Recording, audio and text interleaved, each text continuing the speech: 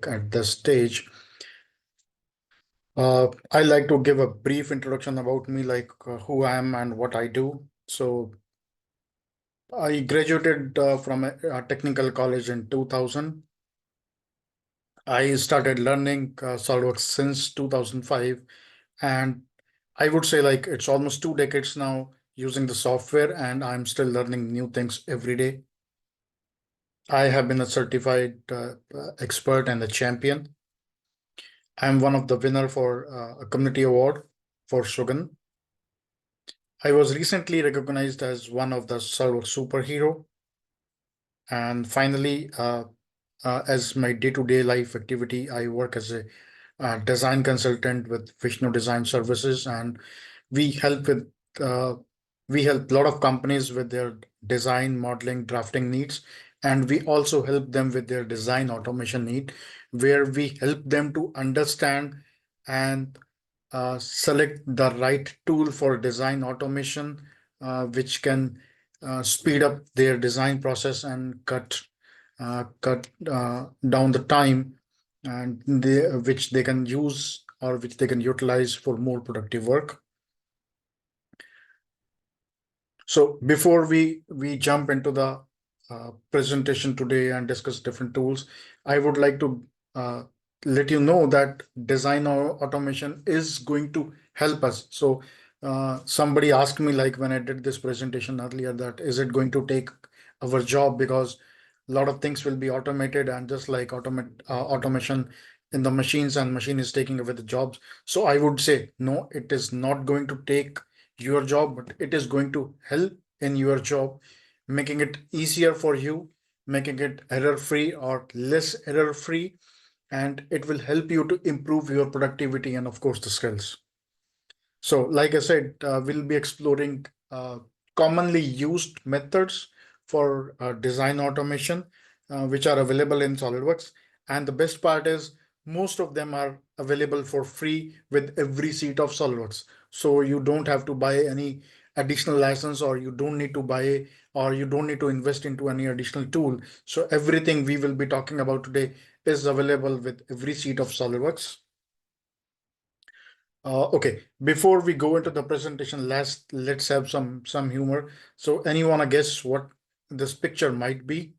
Yeah, you can type your answers in the chat, please.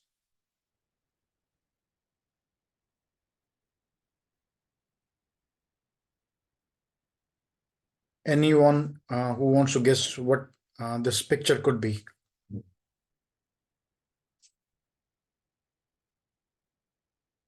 Okay, I'll okay, no one. Okay. No, yeah, it's R, but it's not about time management. You're close, but you're not very close.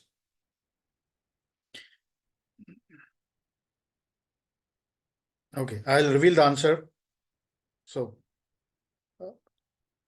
though we have started the week, and I'm talking about the weekend and have fun, so it's an happy hour. So you can see the smile and the hour. Yeah, that's correct, Tiger. It's happy hour.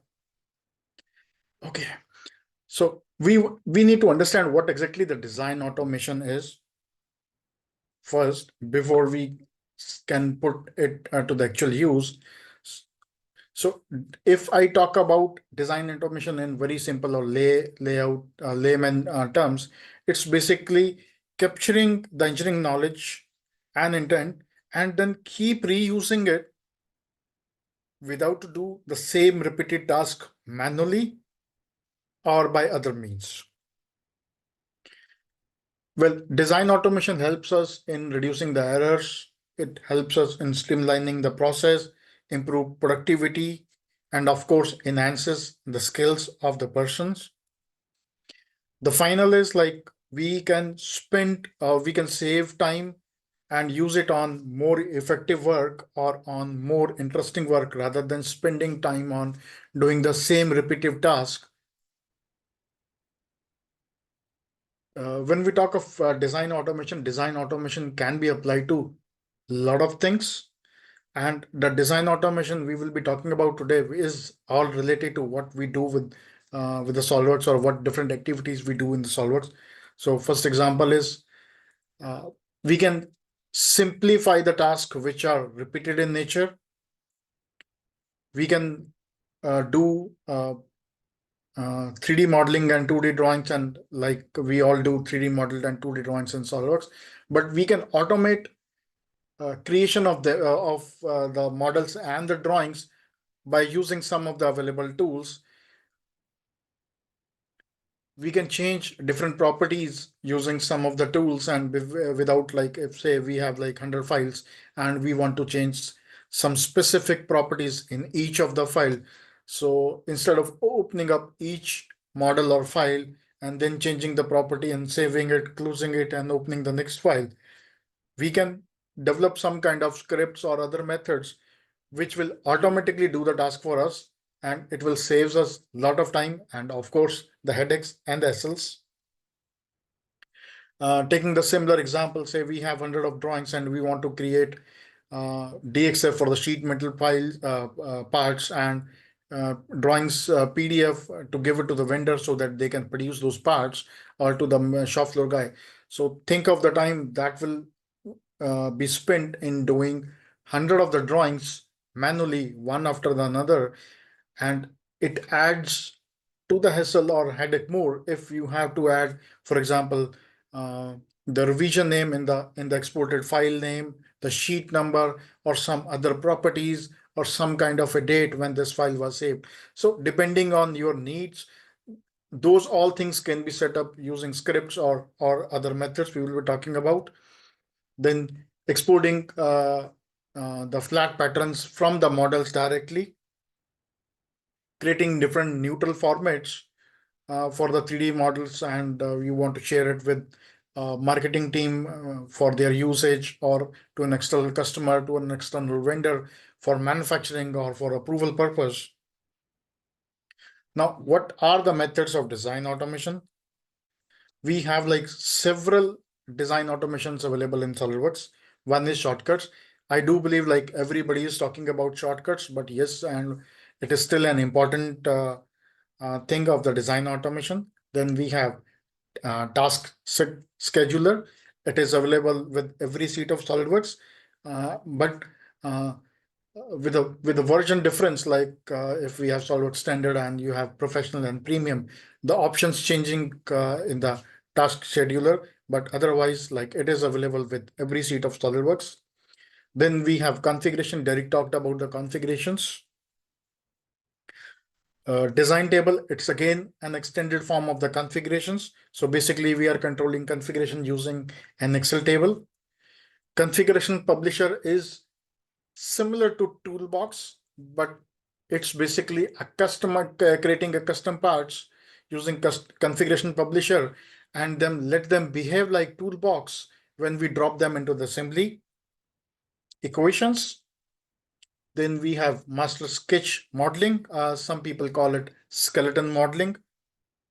Then we have DriveWorksExpress. It is again a free tool, design automation tool available with every seat of SolidWorks. Library features. And finally, my favorites, macros or add-ins. I'll not take much time on the keyboards or the shortcuts thing, but I still want to go through it to make people aware that yes, what different type of shortcuts we are talking about. So first one is the keyboard. So similar to any other Windows application, SolidWorks also uses a lot of keyboard shortcuts, and you can customize them based on your need. Let me just jump onto the SolidWorks. Oops, sorry. Okay.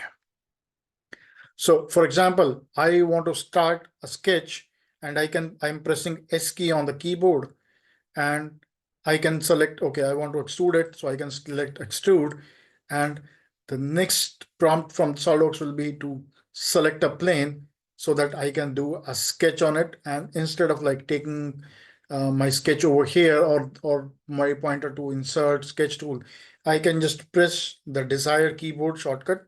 L is for the line. So the moment I press the L, the SolidWorks understand that I want to draw a line, and I can simply draw a line. So you can customize the shortcuts by going into tools and customize keyboard. So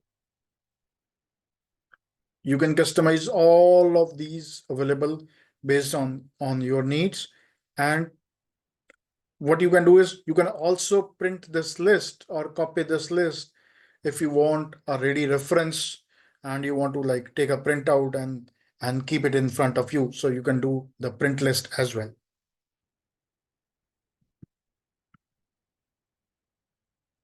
There is a company that made some stickers for the keyboard also, and I've seen a lot of people uses it, especially which works with a keyboard with a monitor. I've not seen stickers for the laptops though, but yes, these stickers are available. A full sheet is available. If you want, it is available on the Amazon if somebody wants to buy it. Then second is the mouse gestures. So initially they started with like 2 or 4 mouse gestures, and eventually people requesting once users and SolidWorks users start using them, they found it interesting and they requested to increase it to more. And then they from 4 to then it the number was increased to the 12. And they are also very easy to use. Just press your right button and drag, and then you can use way you want. And the mouse gestures will change depending on, or the keyboard shortcuts will change depending on uh, what is your current mode. So if you are in sketch edit mode, if you are in part mode, you are in assembly mode, or you are in drawing mode. So the mouse gestures or the keyboards will behave based on on your current model or current activity. And again, to modify the mouse gestures, you can go to tools, customize, and mouse gestures. So these 4 are available. So one is for part mode, sketch, assembly, and drawing. So you can simply drag and drop and change as you want.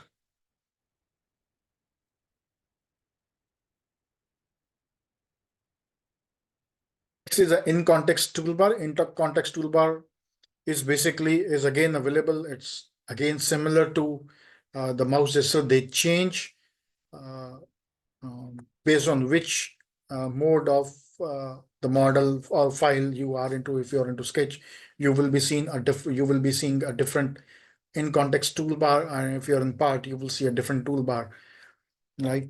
So let me just show you one for the part. So in context toolbar is when you click on a component, left click on an entity or a component. This is your in context toolbar. Because I'm in sketch mode and I have completed the sketch already, right? Let me just close it. And now it says sketch mode, and I'm now using the S key, right? So based on sketch mode, now if I'm clicking on a sketch entity, I'm getting the options based on my selections and based on the current mode I am into. Then we also use the S key. So if you press the S key, again, you see these kind of pop-ups, and you can customize them based on your needs. Like you can drag and drop the commands which you use frequently. So instead of going to the menu or to the command bars, you can just customize your S keys based on your needs, and you can access all of your commands in a very less mouse travel and very easily. Like I was saying, task scheduler, it's basically it's an application available from SolidWorks, and it has a lot of inbuilt functions which one can use depending on the need. Like for example, if you want to print out a lot of files, or you want to export your uh, for file drawing files or models to different format, so it can help you with that. And you must have professional or premium version to have all the function. Like I was saying, like with the standard, you get some limited functionality, and with professional or premium, you get all of the functionality of the task scheduler. So this is how it will look like. You can convert your files, or you can update your files, you can print your files, you can import files. So import files is like when you want to import a lot of Parasolid files into the SolidWorks and save as SolidWorks files. So you can do that. Similar way, you can export files. You can also update custom properties. Even if it can give you a basic drawing creations, convert, it can also do convert to e-drawings and a lot of other things you can do. And what you can do is you can do a batch processing of the file. You can also do a single file or a folder. You can also schedule a time when you want it to run. So for example, if you're leaving office at 5 o'clock in the evening, you can set the scheduler to start working at 5:10 and finish off all the work. And by the time you're back in the office, all that conversion has been completed. So instead of like you waiting at the office, completing all the work before going home, you can use your assistant, this as your assistant to finish all the work. Now let's jump on to the configurations. So basically configuration is multiple variation of a model within a single document. Within a single file, we have multiple variations of the same model, maybe with different dimensions or different features. So it helps us to control the dimensions, uh, the features, or even the component states in the model. And configurations are only available for a part or an assembly. The configurations are not available for the drawing. So let's take a simple example of how we can use the configurations. So let me just open up this model. So there is a company, they are producing this wooden rack for a can, which is 4 into 2 rows. So that's a total of 8 cans. Now there is a customer that say, I want to carry more beer cans, right? And so could you uh, design a new wooden rack for me or wooden carrier for me? But I also want you to retain the smaller size or eight cans carrier as well, or wooden can box as well. So now there are two things we can do over here. One is like the company engineers who are into the right? They can create a new file for the same thing, and they can create new files. And if there is any change, they will have to go into both the files. For example, the raw dia change or the wood thickness all around changed. So they will have to go to the both of the files and make sure that they have updated it both. Or a second engineer, which is like a more intelligent, he will say, no, I will not make uh, two different files. What I will do is I will make this model as intelligent, and I will create configuration in a way that I have same 4x2 design and 4x3 design into the same model, so that I can keep all the intent as design intent as same, and I can make sure that whenever I make a change in one design, it is replicated to the other design. So to do that, we go to the configuration tab, right click on the configurations and select add configuration. I'll give it a name 4x3 and click OK. Now I have two configurations right now. One is 4x2, which is being represented over here, and one is 4x3. Now because I want to increase one more row or column over here, I will have to increase the size. So what I'll do is like I'll simply just increase the width of this box. I will double click on it. I'll edit, double click on this dimension. Now, whenever you are working with configuration, and if you want to change a dimension to a specific configuration, you have to make sure that you go to this drop down and select this configuration. Otherwise, what will happen? It will change that value for all the configuration. Now, since I have set this to this configuration only, any change to this dimension will be affected or will be applicable to this configuration only. So I'll change the dimensions to 86. I'll hit OK. And because I have done this linear pattern as in an intelligent way, see the magic. So I didn't change any other dimension because I had this linear pattern done in a way that as the box size increases, the number of can will increase, and if the box size decreases, the number of can will decreases. Now, if I go to the my original design, we still have 4 into 2, but I have a new design which is 4 into 3. So configuration can help you in creating a design which is very similar in nature, but may have a different feature. For example, in this linear pattern is different, and the dimension of the box is different, but rest of the things are same.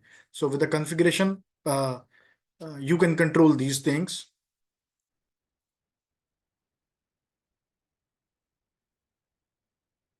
Next is the design table. So design table is again a configuration thing. So we create configuration using design table. The advantage is that in the previous example, we were doing everything by double clicking it or manually, or we can use some formulas as well.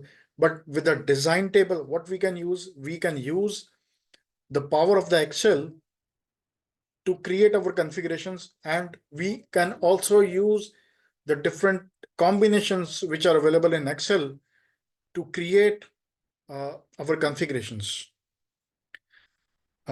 One thing is important to know that you must have Microsoft Excel installed to use the design table. Otherwise, design table will not work. So right now, what I have is one configuration, and I want to create multiple configurations for it. So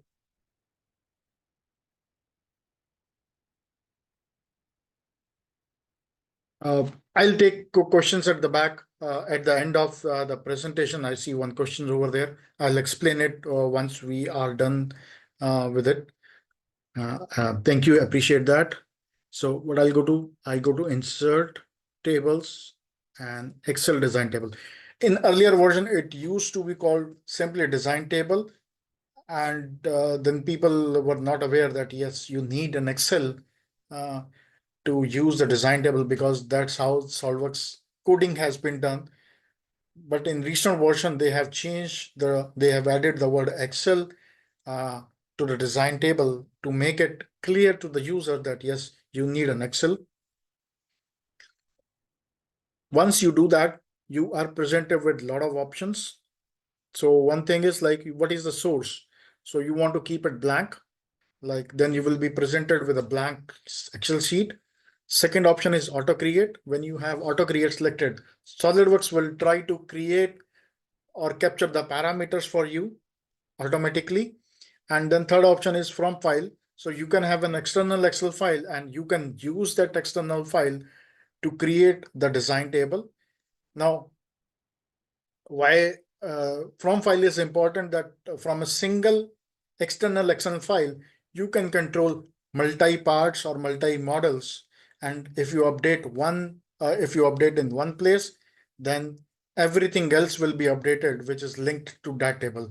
The only drawback is that you need to go into each individual file, open up the design table, which will rebuild it, and then the changes will be saved. Otherwise, if you don't open the design table in each model, the changes will not be reflected. Then it gives us options that you want to allow a model to update the design table. So what does it means is, if you change a dimensions or a value outside the design table, do you want it to be reflected into the design table, or you want to completely block it? That which means the user will have to, every time user wants to make a change, he or she will have to go into the design table, edit mode, and change the value over there. Finally, it gives us more options that you want to warn up, or you want to reuse, or add new rows or parameters, and then drop down as well. So usually when you do not need a drop down into the Excel, I always recommend to uncheck this option, because it slows down the design table. For this particular case, we don't need this drop-down list. So I'll just click OK. Now, SolidWorks has tried to capture all the parameters which SolidWorks thinks might be required for the design table. So I will select the one I want.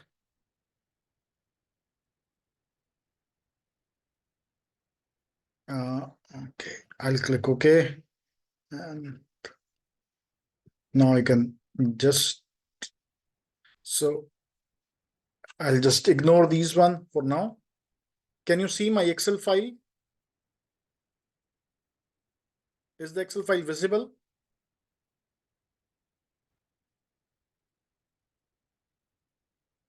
No. Okay, so let me just.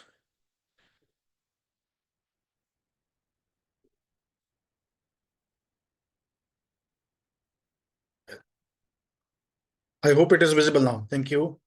Okay, so our configuration name was dia 16 into 50, and these are the the name of the each dimensions, and these are your values. One thing I missed to update is like whenever you want to do design automation using any of the method, make sure that you rename your features, parameters, or the dimensions in such a way that you can reference them easily. Like in this example, I have given all the names: step length, minor OD, major OD, and total length. So I have defined the dimensions name, which makes it easier for me to understand that what kind of parameter is that and what value I need to input. What I will do is like I'll create one more configuration. I will say dia 20 into 75. Now I'll keep the step length as 25. Minor OD I will keep as say 15. The major OD, which is driving my configuration name, is 20, and the total length is 75. So I have input these values, and I will save and close my Excel file. And what SolidWorks will do, it will create a configuration for me. Now I have two configuration. One was the original one, dia 16 into 50, and the second is dia 20 into 75. And to understand what are the dimensions being controlled by the design table, you can just click on a feature or on an entity, and anything which is pinkish in color. So that is a representation that this dimension or this parameter is being controlled by the Excel design table. If you want to add more configurations to it, you can always go to edit table, and then you can always add or change the dimensions. You can also change the dimensions from here, or you can go to the Excel table and you can change the dimensions from there.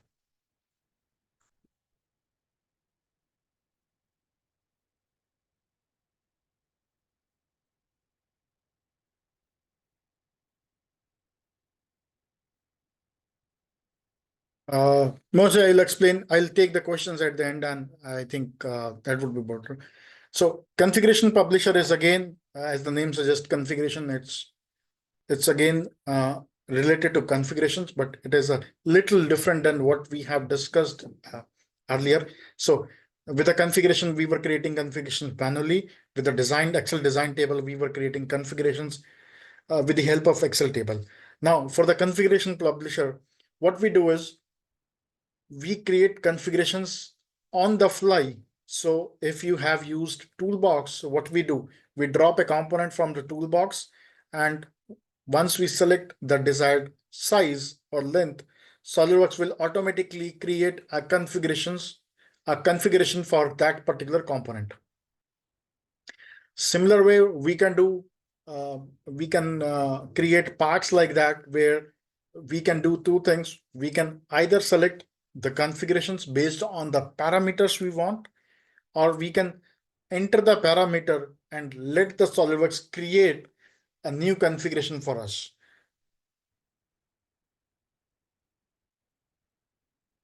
So depending on the need, you can customize the configuration publisher that you just want the user to select something from the already available, or you want the user to create a new configuration on the fly. So in this example, we'll just look at one component for the configuration publisher, where we already have a configurations, and we will set up the configuration publisher for it, and then we will see how it behaves into the assembly. So this is my model. It's a slip-on flange, and it has two configuration for 0.5 size and 0.6 size. So these are in inches, and I already have an Excel table.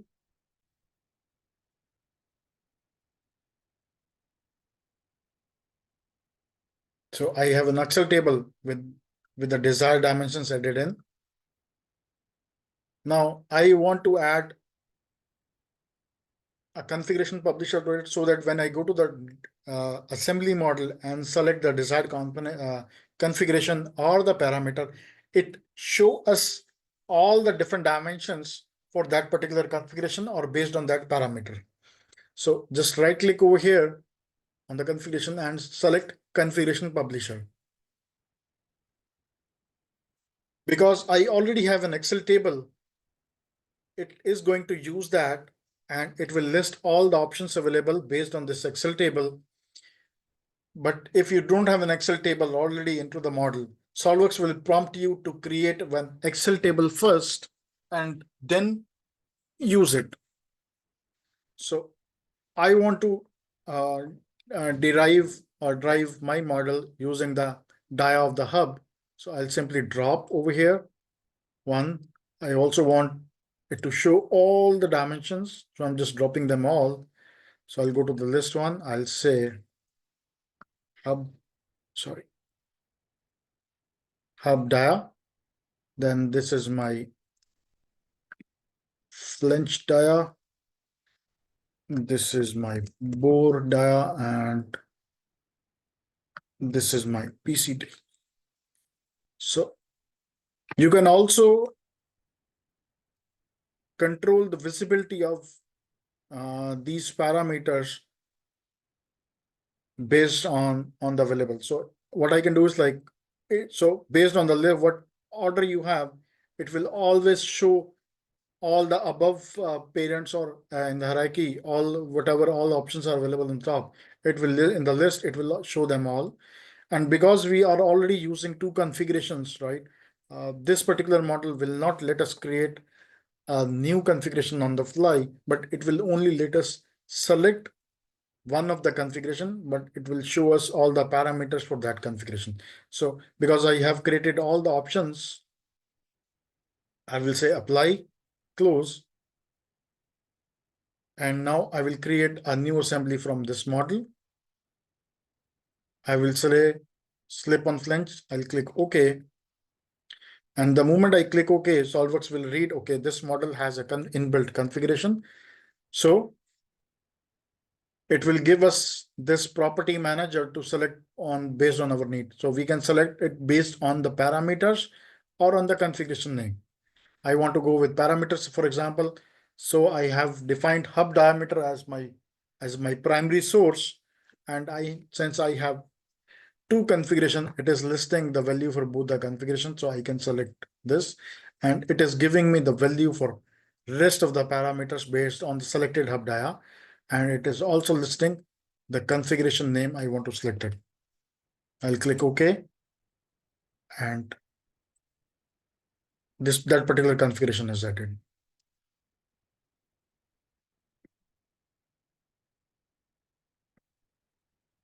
Okay, time for another quiz, a small fun quiz.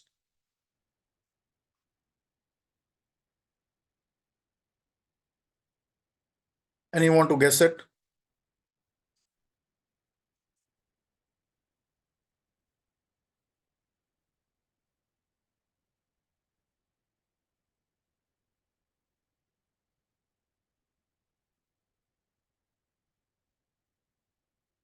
Yeah, that's correct. 1 in a million. Alan and Silas, you were correct. So it's 1 in the million. Thank you. Okay. Now let's go equations. So equations are basically mathematical relationships we can create between two parts, two dimensions, or two features. And using equations, what we can do is we can define global variables. Global variable means like we have defined specific parameters and we are using them to derive our models. And if there is a change in the global variable, all all of the values related to those global variables will change or impact. Equations are very helpful if you are planning to give a certification exam because there are many questions where you are asked to create global variables and derive your model using those global variables. And also they ask you during the exam, they ask you to change the global variables value, which will further impact the dimensions or features in the model. So we'll see two things over here, like we'll create global variables, we'll control the model overall shape or the dimensions with a global variable. Plus, we will also see how we can suppress features in a model using equations. So this is a window frame which has like two glasses. One is on the top and one is on the bottom, and the inside dimension of the window is 250 by 100. Now there is one more customer uh, which wants a bigger size window, and then there is another customer which wants a smaller size window without the middle support. So what we will do is we will create an equation. We can also use configurations in this particular case, but let's use equations, and which will help us to control the overall shape of the model and also control the feature state of the middle support. So to use the equation, I'll go to tools, equations. Let's create a global variable width. I'll give it a dimension of say 100, and I can also put in comment that minimum value or minimum window size we can provide as 100 and max we can provide as 250. Then let's give next one as height, and I'll create this one as 250. So I'll say minimum we can do 250 and max 500, right? So the comments are only for the reference of the users. So they do not have any impact on what values we use in the global variable or in the equations.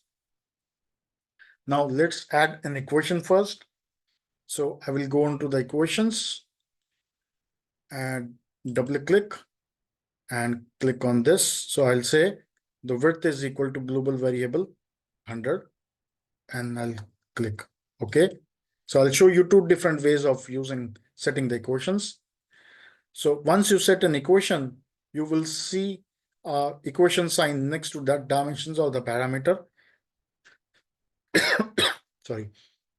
And what we can do is instead of like going to the equations every time we want to add an equation, we can also simply double click on the parameter value, click is equal to, and then in the drop down, we can select the desired equation or the global variable. So now our model is being controlled by the equation, and we say our max is 250 and for the width and height is 500 for the height. So let's make it 250 and this as 500 and click OK. So the moment we changed our variable, these value also changed. So 250 and 500. Now let's take one more interesting thing into the equation, that if the user accidentally enters a value higher than the 250, right? The value should remain always at 250 and same for the height. So for that, what we can do is we can use if statement. So we say if width is less than or equal to 250, then it will be 250. Oh, sorry, it will be width. Otherwise, it will be 250. So let's try this out. I'll make it.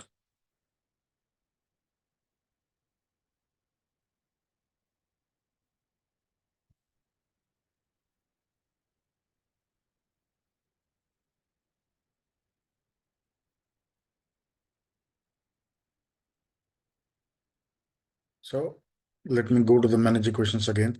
And right now we have width as specified as 250 and the value is coming as 250. Let me make it 300. Right? So I'm making it 300 by mistake, but my frame size sticks at 250. Sure. Using if, you can embed if conditions into the equations, and that way you can control that how the model is behaving. So same thing we can also do for a minimum size. So we can embed another equation into it and say if it is like less than 100, right? Then you can do like, okay, if it is less than 100, keep it 100. And if it is more than 100, keep it more than whatever is the value. And if it is higher than 250, you just stick to 250. So those kind of things you can do. Now, let's take one more step further. And we say, like we was talking, that we want to suppress this middle support when the height is at 250. So I'll go to the feature and I'll double click on it. I will again put an if condition. And I will say, if my height is less than, less than or equal to 250, or let's say we can say if is equal to 250, then we suppress it. Otherwise, we unsuppress it, right? So because my height is 500 right now, this is unsuppressed. Let's make it 250 and it says suppressed now and okay. And my model dimensions has changed as well as it has suppressed the middle support. Let's change it to say 300. And because now height is more than 300 or 250, SOLIDWORKS will change the condition and my support will be back. So using equations, you can control a lot of things, and you cannot not only control the part model, you can control a complete assembly using an equations. I did one assembly maybe a couple of weeks back, and it had more than 100 configurations to control the complete design. Unfortunately, due to NDA, I cannot show you those models, but using just four or five global variables, 100 different configurations were being driven, and they were creating the complete model in very like in couple of minutes. So earlier user has to calculate everything manually, and then they used to change the dimensions for each of the every part. And when we discussed with them, and then we suggested them, okay, you can use configurations as one of the design automation parts. So assembly was recreated using the best practices methods of the design automation, and then equations was built in to control everything. So with one single model, they can create hundreds of variations depending on the customer needs.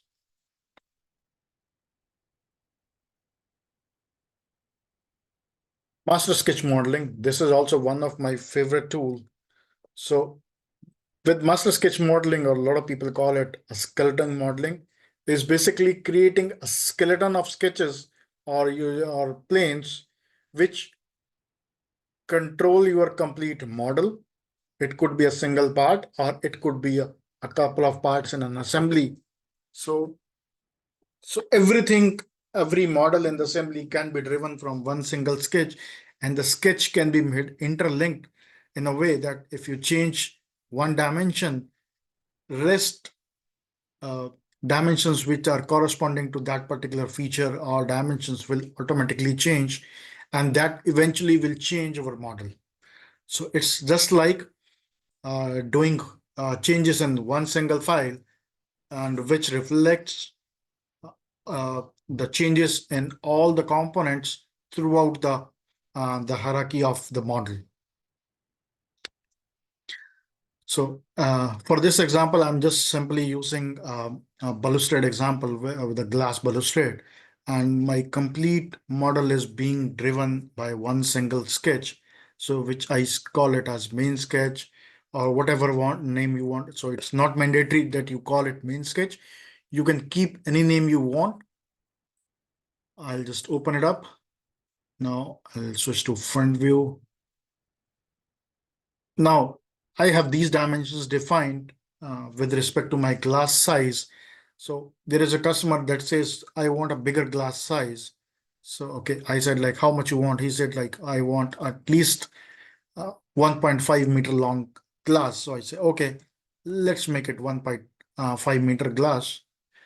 And then I do a control Q, and you can see the glass size has changed to 1500 mm, and rest of the things which were interlinked with the glass outer line have also changed. Now let's see how it behaves in the assembly. Now if I go to the assembly, let me just hide it. Oh, I can do it over here. So if I measure it, this is 1350, because I'm sorry, I'm just measuring it from the wrong side. Yeah, so this is 1380, and the center to center post was our 1500. And I do not have to open up the sketch to modify it. I can simply change it from here as well. So let's make it 1250. So post to post, and everything will change. So depending on your need, you can select different automation tools which fits your need. So it is not necessary to use just one tool for every other design. So depending on the design needs or your project needs, you can combine them in whatever way you feel comfortable.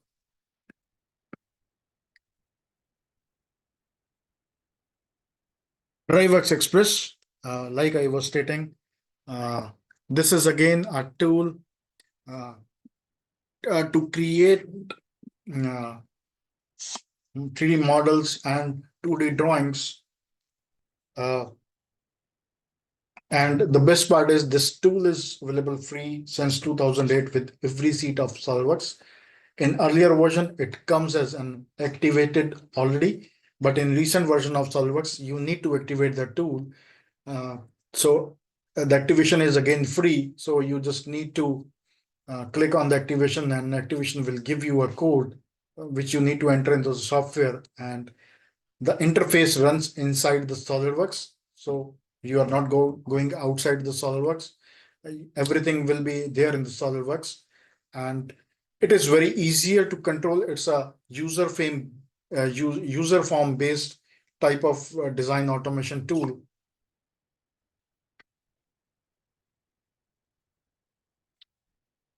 Since it is an express version, it has some limitation, but for simple design or simple models, you can use this tool, and then you can always scale it up to the next higher version, which is called solo version.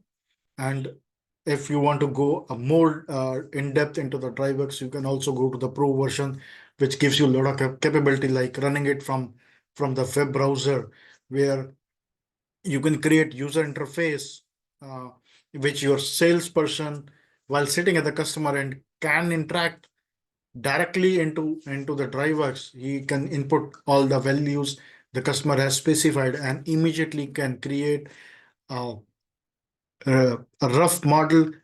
Not exact, I will not say the exact model or production ready model. That's why I've used a rough model. So an overall model with an overall layout and drawing with an overall dimensions, because that's you don't want to give away everything to the customer, so you are just have limited that the salesperson can generate a model with the overall shape and size to present it to the customer. You can also do costing using the software, so costing can also be done using the DriveWorksExpress, not with this version, but with other versions. You can also do an automatic costing based on whatever information you have feed into the system. So today what we will do is we will use the DriveWorksExpress to create different variations of this simple cupboard. So to use the DriveWorks, you need to go Tools, Express Products, and click on DriveWorks.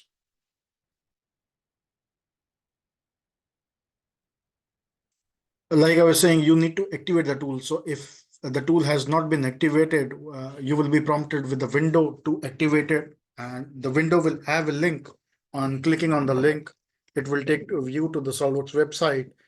Uh, and the SolveWorks website will provide you a unique code which will be specific to your machine. So you need to enter that, copy that code and enter into the DriveWorks window. And after that, it will be activated. So working with a DriveWorksExpress is like we need to create a database where all the informations will be stored. So I'll say create change database. I'll say cupboard. You can give any name. Now it says you want to use a different model. You can browse that model, or we can also use, if you have an open model, it will also give you this option, use open model. I will use this. Now we can capture these four things. We can capture dimensions and features. We can capture custom properties. We can also capture drawings and configurations. Now, when we use drawings with DriveWorksExpress, since it's an Express, it has very limitation using the drawings. It can create the drawings, but those are very limited, and you cannot create drawing for every component if you are working with an assembly. So we'll not be touching the drawings today, but we will be looking at the other things. So I'll first go dimensions and features. I'll simply double click on it. I'll just pin it up. I'll click on the dimension I want to capture. Like I was saying, always give it a name. I'll give it a name, height, add, width, add, depth, add. So I have captured these three dimensions. Now let's capture the partitions. So I'll go to the features again. I'll click on the vertical partition as a feature. I'll click add. Horizontal partition, I'll click add, right? Now, once we have done the capturing, now we need to define the rules, or before rules, we need to define how the interface will look like when the user is using this tool. So I'll click on add. So let's say one text box, I will say height. Next, I will do the width, and instead of the text box, I will say numeric text box, and I will say that our minimum value is 250 and the maximum is 500. So we are giving it a range, and DriveWorks will not let you input any value which is less than 250 or greater than 500. I'll say create, then add. Let's do for depth, and we can give say drop down. I'm giving the option as like 100, 50, and 200. So only three values for the depth. Now, vertical partition.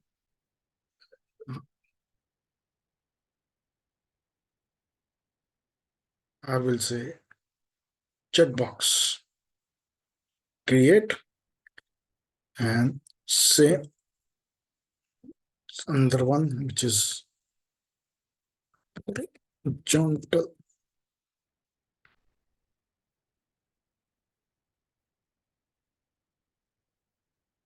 Now I have these defines. So if you want to like test it, you can click on the test and to see if your form is working or not. So height, I will say 250. Let's try to enter. It will not let me enter because this is more than 500. So once I do that, and then I can select one pick. This is checkbox, checkbox. Now we need to define the rules in the DriveWorksExpress. I'll click on the rules, and you can say like we have total 6 rules to change. One is for the file name, 3 are for the dimensions, 2 are for the feature. So I'll select this box and then click edit rules. First, we will define the file name. You can define the rules in any order you want. Now, if you look at, I have defined this file name as wooden box, but I do not want to represent it as a wooden box. I want to rather define it as with the overall dimension. So I will use